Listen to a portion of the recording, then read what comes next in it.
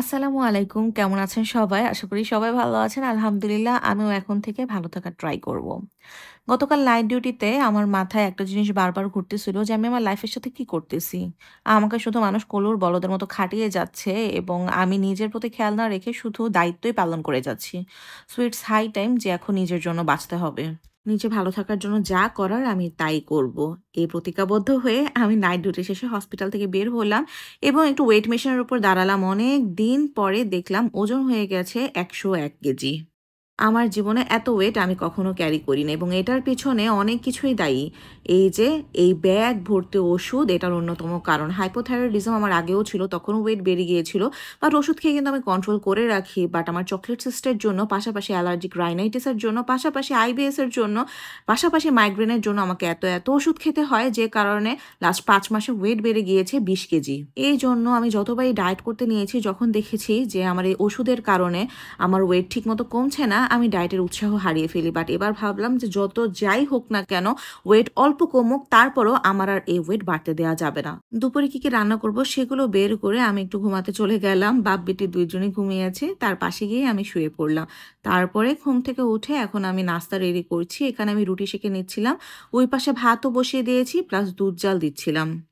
সুজির হালুয়া বানানো ছিল, এগুলোকে একটু পিস করে রাখছি। একটু সুন্দর মতো পিস করে রাখলে আওয়াইশাকে এগুলো টিফিনেও দেওয়া যাবে, বিকজ আগামীকালকে থেকে ওর স্কুলে যেতে হবে, যেহেতু এই ২ দিন স্কুল অফ ছিল। আর স্কুলে গেলে কিন্তু একেক দিন একেক টিফিন, এটা মাথার মধ্যে একটা বিশাল প্যারা। তো সুজির হালুয়া এভাবে কেটে রাখলাম যে একটু হলেও দেয়া যাবে, অথবা সকালে ব্রেকফাস্টেও দেয়া যাবে। এখন রান্না শুরু করে ফেললাম। ফার্স্টে মসলা কষিয়ে নিচ্ছি শিং মাছের জন্য। আমি আজকে একটু শিং মাছ আর একটু মুরগির মাংস বের করেছি, এই রান্না করব। যেহেতু অনেক ওজন, আমি সরাসরি কিটো ডায়েট বা এত স্ট্রিক্ট ডায়েটে যাব না।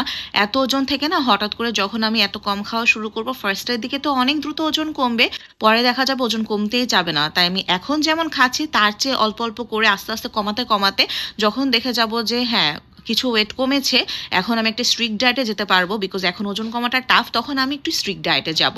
আর আরেকটা কারণ হচ্ছে আমার যেহেতু একটু প্যানক্রিয়াটাইটিসের প্রবলেম দেখা দিয়েছে, এতক্ষণ না খেয়ে থাকলেও আমার প্রবলেম হয়, যেহেতু আমাকে রাত জাগতে হয়, অনেক কাজ করতে হয়।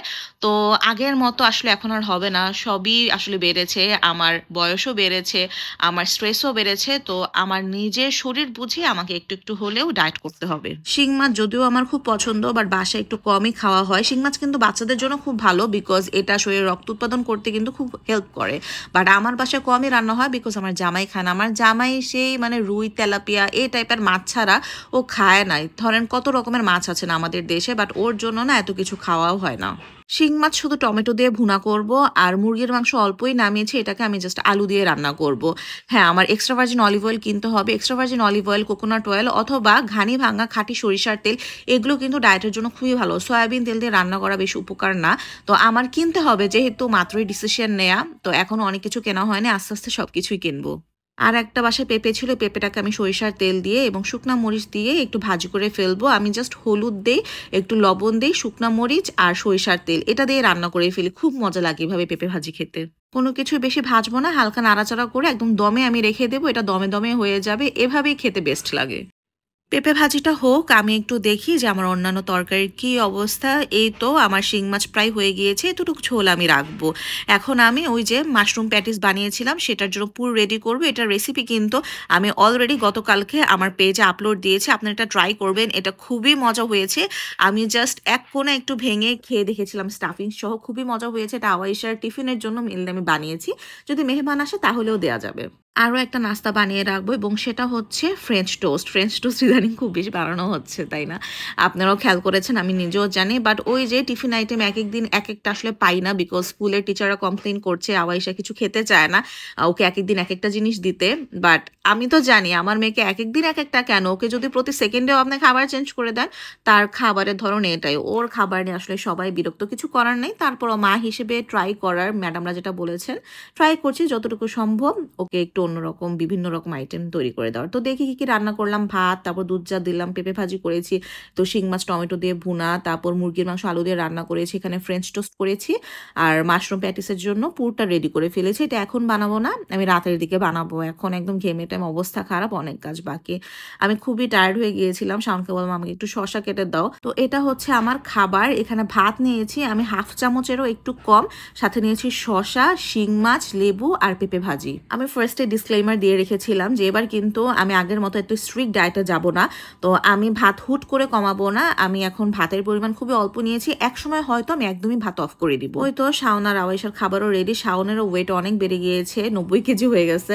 তো ওরও নাকি ওয়েট কমাতে হবে, মাসেল বিল্ডিং করবে, বাট ফ্যাট কমাতে হবে। এই জন্য ভাত কমিয়ে ওকে অন্যান্য জিনিস বেশি দিয়েছি। তো সে জিমে যাচ্ছে এবং জিমের জন্য তার খাবার নিয়ে যাচ্ছে।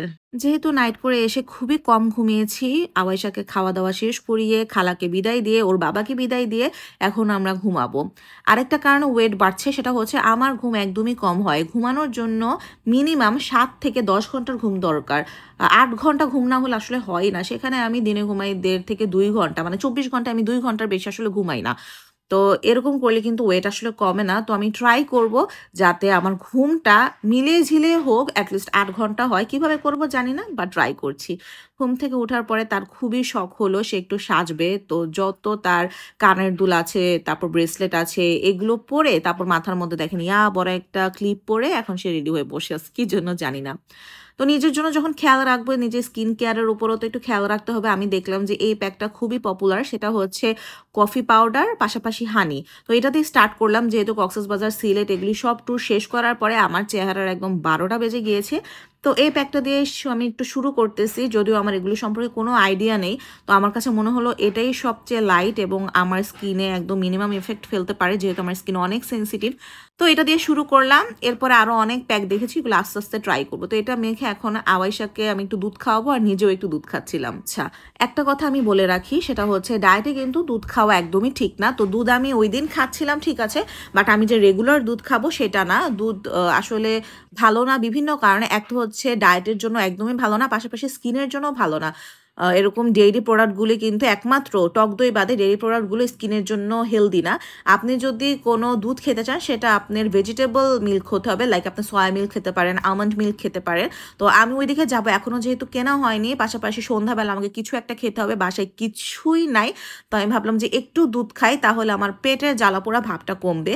তো ঠান্ডা দুধ যেহেতু ছিল, এটা অ্যাসিডিটিতে খুবই হেল্প করে। তো এটা আমি অল্প একটু খেয়েছি, আর এখন আওয়াইশাকে খাওয়াচ্ছি, আমার যে 4 গুণ বেশি ওকে খাওয়াচ্ছি, কারণ ওকে আমি মোটামুটি 200-250 ml খাওয়াই। সো বুঝে না, আমি হয়তো বা 50 ml এর মতো খেয়েছি। ওইটুক খাওয়ানোর পরে এখন একটু খেলাধুলা করলাম, তারপর ওকে আমি একটু ফ্রেঞ্চ টোস্ট খাওয়াবো। অ্যান্ড দেন আমি আমার রাতের খাবারটা খাবো। আমার রাতের খাবারটা আমি ট্রাই করব যাতে 8টার আগে খেয়ে ফেলি, কিন্তু সেটা কোনোভাবেই সম্ভব হয় না, শাওন আসে 12টা 12:30টায়। তো আজকে আমি একটু 10টার দিকে খেয়েছিলাম, ট্রাই করব যাতে একটু আর্লি নিয়ে আসি টাইমটা। রাতের খাবারে ছিল 2 পিস মুরগি, একটা ডিম আর জাস্ট শসা, এটাই। আর এখন আওয়াইশাকেও খাওয়াবো। আওয়াইশার খাবারে ছিল ভাত আর ডিম ভুনা। মোটামুটি সব কাজ শেষ, শাওনও চলে আসছে, ও খেয়ে ফেলছে। এখন আমার কাজ হচ্ছে এই তো আওয়াইশার আগামীকালকে টিফিনে ভাবলাম একটু প্যাটিস দিব। তো 2টা প্যাটিস বানিয়ে রাখি, ফ্রোজেন পরোটা নিয়েছি, এর মধ্যে পুরটা ভরলাম। আর এরপরে আমি এভাবে প্যাটিস বানিয়ে রেখে দিব। শুধু যে কালকের জন্য আমি বানাচ্ছি এটা না, আমি এভাবে বানিয়ে এটাকে পরোটার যে পেপারগুলো থাকে এগুলো দিয়ে ঢেকে ঢেকে পুরো বক্স বানিয়ে রাখবো, যাতে ওকে আমি 1 মাস পর্যন্ত খাওয়াতে পারি। এভাবে বানিয়ে কিন্তু 1 মাস পর্যন্ত খাওয়া যায়। আপনি পরোটার মেয়াদ যতটুকু, এটার মেয়াদ অতটুকুই হবে। তো এই তো ছিল আজকে আমার ভিডিও। সবার কেমন লাগলো আমার এই নিউ জার্নি অবশ্যই জানাবেন। Thank you for watching. আল্লাহ হাফেজ।